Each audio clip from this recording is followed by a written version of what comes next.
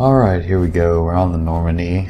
I'm now the captain. Or the skipper, rather. Still lieutenant commander. Well, I'm captain, but, I mean, Shepard's still lieutenant commander.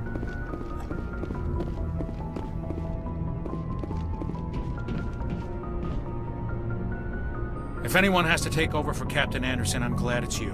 I'm not sure about having non-humans on our ship, though. Don't worry about it. We're all on the same team here, Presley. With all due respect, sir, that's what they said about Nihilus. Look how that turned out. I'm in charge here, Presley. I decide if we have non-humans on this vessel. Yes, sir. Understood, sir. Speak freely, Presley. I want to know if you have a problem with non-humans. Yeah, that It's follows. not that, Commander. Humanity has always handled its own problems. Saren attacked one of our colonies. We should be the ones to stop him. We don't need their help. Some people think asking for help is a sign of weakness. That's just being stupid and stubborn. No matter how strong you are, allies can make you stronger. I guess so. Maybe I'm just stuck in the old ways of thinking. But don't worry, Commander. This won't be a problem. How did you end up assigned to the Normandy? I signed up with the Alliance as a navigator right out of school, following in my grandfather's footsteps, I guess. My first posting was on the Agincourt. We were one of the first reinforcements to arrive at Elysium after the Blitz hit. Those raiders were no match for an Alliance frigate. Of course, the only reason the colony was still standing was because of you, Commander. I can't believe you held out as long as you did. How'd you end up on the Normandy? I got my officer's commission after Elysium. Must have made an impression on the right people. Captain asked for me when he was picking his crew. Carry on, Presley. Yes, sir. Level up. I don't need the comm room. Now, I'll talk to a couple of people. Basically, Caden's here, and so is Dr. Chakwas. My cabin, so nice. That bed.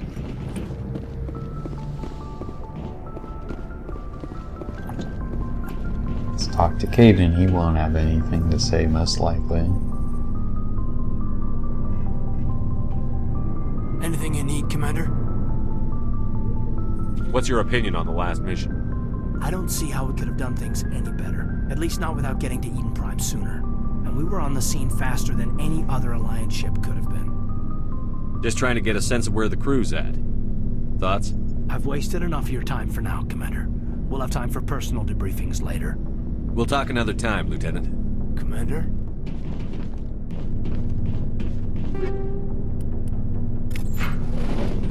Stuffs. Let's go down to the cargo bay / engineering.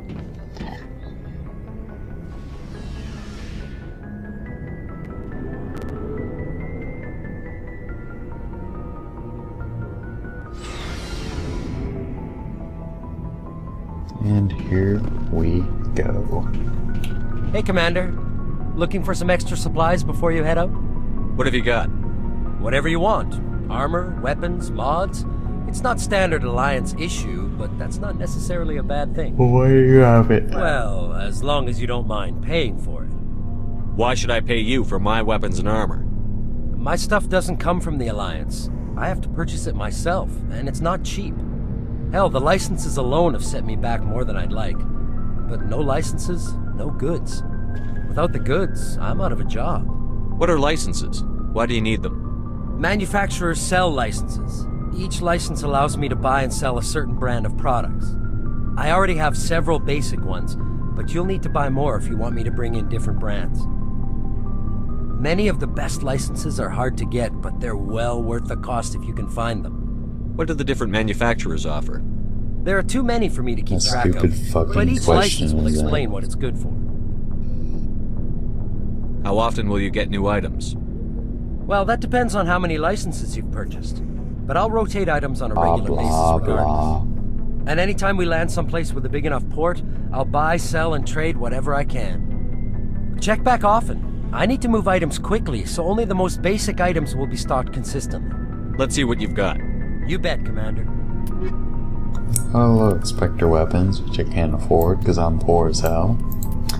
Metal gel upgrade. It's useful.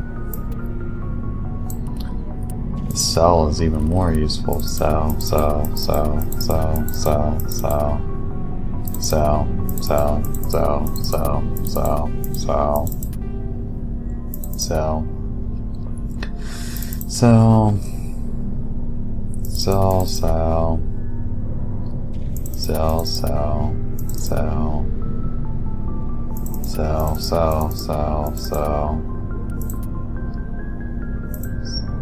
I'll keep the rest.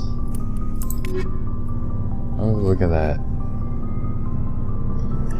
Let's talk to this hothead over here. I'm gonna inspect the Mako first.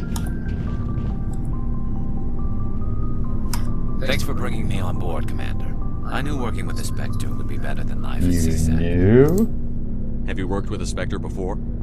Well, no, but I know what they're like. Spectres make their own rules. You're free to handle things your way. At C-Sec, you're buried by rules. The damn bureaucrats are always on your back. For the most part, the rules are there for a reason. Maybe. But sometimes it feels like the rules are only there to stop me from doing my work. If I'm trying to take down a suspect, it shouldn't matter how I do it, as long as I do it. But C-Sec wants it done their way. Protocol and procedure come first. That's why I left. So you just quit because you didn't like the way they do things? There's more to it than that. It didn't start out bad, but as I rose in ranks, I got saddled with more and more red tape. C-Sec's handling of Saren was typical. I just couldn't take it anymore. I hate leaving. I hope you made the right choice. I'd hate for you to regret it later. Well, that's sort of why I teamed up with you. It's a chance for me to get off the Citadel, see how things are done outside C-Sec. Either way, I plan to make the most of this. And without C-Sec headquarters looking over my shoulder, well, maybe I can get the job done my way for a change. If getting the job done means endangering innocent people, then no. We get the job done right, not fast. Got it? I wasn't trying to. I understand, Commander. Hey, you better. Commander, good to see you. Good old Rex. Nice ship you've got, Shepard. What can I do for you? What's your story, Rex? There's no story. Go ask the Quarian if you want stories. You Krogan live for centuries. Don't tell me you haven't had a few interesting adventures. Well, there was this one time the Turians almost wiped out our entire race. That was fun. I heard about that. You know, they almost did the same to us. It's not the same. It seems pretty much the same to me. So your people were infected with a genetic mutation? An infection that makes only a few in 1,000 children survive birth? And I suppose it's destroying your entire species? I suppose it isn't all the same. I don't expect you to understand, but don't compare humanity's fate with the Krogan. I was just making conversation. I wasn't trying to upset you. Your ignorance doesn't upset me, Shepard. As for the Krogan, I gave up on them long ago. The genophage infected us, but it's not what's killing us. Are your people really dying? We're sure not getting any stronger. We're too spread out. None of us are interested in staying in our own system. Lots of species have left their homes and prospered. But they go to colonize new worlds. We're not settlers. We're warriors. We want to fight. So we leave. Hire ourselves out. And most of us never go back. What can you tell me about the genophage? Ask the Solarians if you want details. They made it. All I know, it makes breeding nearly impossible. Thousands die in stillbirth, and most never get that far. Every Krogan is infected. Every one. And no one's rushing to find a cure. Why don't the Krogan try to find a cure? When was the last time you saw a Krogan scientist? You ask a Krogan, would he rather find a cure for the genophage or fight for credits? He'll choose fighting every time. It's just who we are, Shepard. I can't change that. Nobody can. So long, Rex. Shepard. And here we go. Let's talk to Ash. Commander? What's your opinion on the last mission? Kinda wish you'd got there sooner, Commander. No offense, I appreciate the rescue. I just wish... You wish we'd been able to save the rest of your unit? Yes, sir. If I had been more alert, we wouldn't have been cut down by an ambush. The Geth are perfect ambushers. They don't move, they don't make noise, they don't even breathe. Sir, they have flashlight heads. I'll make sure it doesn't happen again. Do you have a few minutes to talk one-on-one? I'm sorry, Commander. I need to get my duties squared away. I wouldn't mind talking more later, though. Good. Dismissed, Chief. Sir.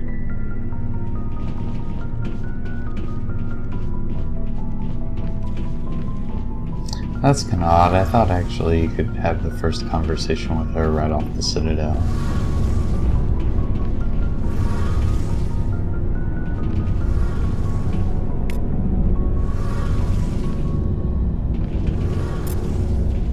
Hey, Commander, you know that Quarian, Tali? She's been spending all her time down here asking me about our engines. But I'll tell her to leave you alone. What? No, she's amazing. I wish my guys were half as smart as she is. Give her a month on board and she'll know more about our engines than I do. She's got a real knack for technology, that one. I can see why you wanted her to come along. as long as she doesn't give our stealth system technology to the Quarians.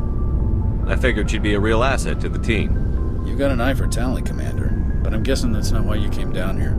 Fill me in on the IES stealth systems. How does it work exactly? You can't hide a ship out in space. They emit too much heat and radiation. Too easy for sensors to pick them up, unless you find a way to capture those emissions. So our stealth systems trap the energy we give off in storage sinks built into the ship itself. No emissions to give away our location. Eventually the sinks have to be vented. More than a few hours silent running and they overheat. Cook us inside our own hull. There's no way for anyone to detect us? A visual scan can still pick us up. Anyone looking out a window can see us plain as day. But you have to be pretty close to get an actual visual out in space. Most vessels rely on scanners. As long as the stealth systems are engaged, they can't see us. Not unless we accelerate to FTL speeds. Why doesn't it work with faster-than-light travel? Cranking up the FTL blue shifts our emissions, pushes them into frequencies too high to capture in the sinks. As soon as we make the jump, it's like setting off a flare. Sensors can pick up our location whenever we enter or exit FTL flight, but for short-range missions, our stealth systems are amazing, and we've got the only one. Where else have you served, Adams? If you name a class of Alliance ship, I've probably served on it. Everything from dreadnoughts and carriers right down to frigates like the Normandy. My last assignment was on the Tokyo, only a cruiser, but she was a good ship. Couldn't hold a candle to the Normandy, though. I want to know more about the Normandy. She's the best ship I've ever served on, probably the fastest vessel ever designed. And she's the only one using the new Tantalus drive core. What's so special about the Tantalus drive core? Proportionally, it's about twice the size of any other vessel. Not only are we faster, we can run at FTL speeds longer before we have to discharge the core. The background's hypnotic. Carry on, Adams. Aye, aye, Commander. Oh good, Tali. Let's talk to our little Quarian friend. Your ship's amazing, Shepard. I've never seen a drive core like this before. I can't believe you were able to fit it into a ship this small. I'm starting to understand why you humans have been so successful. I had no idea Alliance vessels were so advanced. The Normandy's a prototype. Cutting-edge technology. A month ago, I was patching a makeshift fuel line into a converted tug ship in the flotilla. Now, I'm sitting on board one of the most advanced vessels in Citadel space. I have to thank you again for bringing me along. Traveling on a vessel like this is a dream come true for me. Oh, you're into ships? I had no idea you found ship technology so interesting. Bow wow. It comes with being a Quarian. The migrant fleet is the key to the survival of my people. Ships are our most valuable resource. But we don't have anything like this. We make do with cast-offs and second-hand equipment. We just try to keep them running for as long as we can. Some of the fleet's larger vessels date all the way back to our original flight from the Geth. I can't believe your fleet's still using ships that are 3 centuries old. They're constantly being repaired, modified, and refitted. They aren't pretty, but they work. Mostly. We've tried to make ourselves as independent as possible on the flotilla. Grow our own food, mine, and process our own fuel. But some things we just can't make on our own. A patch to maintain the hull integrity requires raw materials we just don't have. That's why our pilgrimages are so important. Tell me about your people. Our lives aren't easy. Resources are scarce, and we are constantly on the move. Everything we do must in some way contribute to the continuation of the migrant fleet. There are 17 million Quarians in the flotilla, and each of us relies on the others for survival. The bonds among my people are strong. Unfortunately, we have had to surrender many of the freedoms and civil liberties other species take for granted. What kind of freedoms? Well, it's illegal for parents to have more than one child. If our population grows too much, it would strain our resources to their breaking point. Of course, we also can't allow our numbers to become too few. If our population is in decline, the rule against single births is temporarily repealed. In extreme cases of population decline, incentives are even offered to encourage multiple births, though the Conclave hasn't had to take such measures in nearly a century. That's your government? The Conclave is our civilian branch of government. Each ship can elect a representative to serve on the Conclave and make decisions that affect the fleet as a whole. On matters that affect an individual ship, however, the captain has the final say. It's a tradition that dates back to the early days, when the fleet was governed by martial law. Fortunately, most captains nowadays are smart enough to have an elected council from their crew to give them advice and guidance. Good God. So the ultimate power rests with elected officials. In practice, the Conclave and the respective council for each ship tend to set the rules that govern our daily lives. But in theory, we are still under military jurisdiction. The 5 top-ranking military officials in the fleet serve on the Admiralty Board. These 5 have the power to overrule any decision by the Conclave in case of emergency. To do so requires unanimous agreement among the Admiralty, and they can only do this once. After that, the entire board must resign their posts. It's a safeguard that served us well. In nearly 3 centuries, the Admiralty Board has only overruled the Conclave 4 times. I want to know more about the Geth. I doubt I can tell you anything you don't already know. It's been almost 3 centuries since they drove my people into exile. All I know is the story of their origins, what they were when we created them, and how they turned on us. Interesting. The Geth were originally created to serve as an automated manual labor force.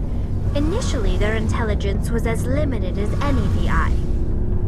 Over time, we made small modifications to their programming to allow them to perform more varied and complex tasks, bringing them closer and closer to true AI status.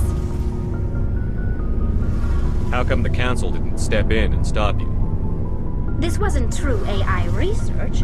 We may have been skirting the bounds of the law, but we never did anything that was actually illegal. The changes were so insignificant, so gradual, that we were able to control them. Or so we thought. But one thing we underestimated was the power of the neural network. A million Geth thinking simultaneously created an inherently unstable matrix. So, the Geth share brain power? Many of the Geth's logic systems were designed to work in concert with other nearby Geth. Basically, the more of them you have in the group, the smarter they are. So there's some sort of group consciousness? No, nothing like that. They cannot share sensory data or information. Their programming cannot handle that much simultaneous input. Each Geth maintains an individual awareness and identity. The neural network only operates on a process-based level. It's basically the synthetic equivalent of a subconscious. But when they're in close proximity, they can coordinate low-level functional processes, freeing up more capacity for original or independent thought. That doesn't make any sense. I'm probably oversimplifying. The Geth are incredibly advanced and complex creations. All you need to know is that they get smarter when they gather in large numbers. As we built more and more Geth, their effective intelligence became more sophisticated, more abstract. One day, a Geth began to ask its Quarian overseer questions about the nature of its existence. Am I alive? Why am I here? What is my purpose? As you can imagine, this caused a near panic among my people. I don't see what's so bad about those questions. The Geth were created to engage in mundane, repetitive, or dangerous manual labor. That's fine for machines, but it won't satisfy a sentient being for long. The Geth were showing signs of rudimentary self-awareness and independent thought. If the Geth were intelligent, then we were essentially using them as slaves. It was inevitable the newly sentient Geth would rebel against their situation. We knew they would rise up against us, so we acted first. A general order went out across all Quarian-controlled systems to permanently deactivate all Geth. The Geth responded to this order violently. You can't blame them for fighting for their survival. We had no other choice. The Geth were already on the verge of revolution. By acting quickly, we had a chance to end the war before it began. The hope was that most of the Geth would still be little more than machines, incapable of organized resistance. But they had progressed much further than anyone anticipated. The war was long and bloody. Millions upon millions of Quarians died at their hands. In the end, we were forced to flee our own homeworld. We feared the Geth would pursue us, but they never came beyond the Veil. Now we drift through space, exile searching for a way to reclaim what was once ours. It's hard to feel sorry for you. Your ancestors tried to wipe out another species. We made a mistake when we created the Geth in the first place, but we did not make a mistake when we went to war against them. If we had not acted, they would have wiped us out. They're a synthetic life form. They have no use for organics. None. Why do you think they cut themselves off from the rest of the galaxy? Why do you think they've killed every organic being who's ever tried to contact them? They didn't kill Saren. What does that tell you? The Geth are not innocent victims in all this. They're the enemy. They want to destroy us. Not just the Quarians. All organic life. That's why they've joined up with Saren. And that's why we have to stop him. I want to know more about the pilgrimage. When my people reach maturity, we leave our birth ships and seek acceptance with a new crew. It's necessary to maintain genetic diversity among the fleet.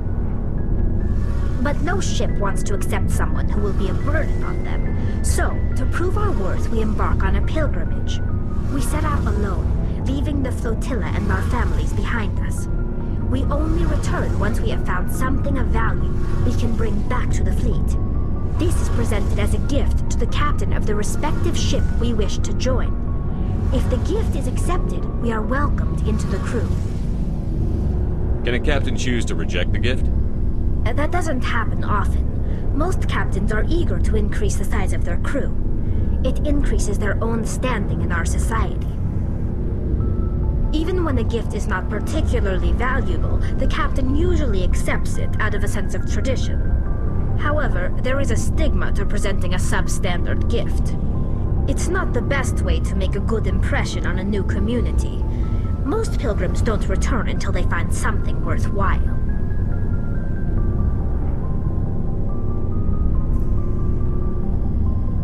Can a captain choose to reject the gift? That doesn't happen often. Most captains are eager to increase the size of their crew. It increases their own standing in our society. Even when the gift is not particularly valuable, the captain usually accepts it out of a sense of tradition. However, there is a stigma to presenting a substandard gift. It's not the best way to make a good impression on a new community. Most pilgrims don't return until they find something worthwhile. I want to talk about something else. Like what? Mike, I should go. I should go. See you later. Man, she is a talking encyclopedia.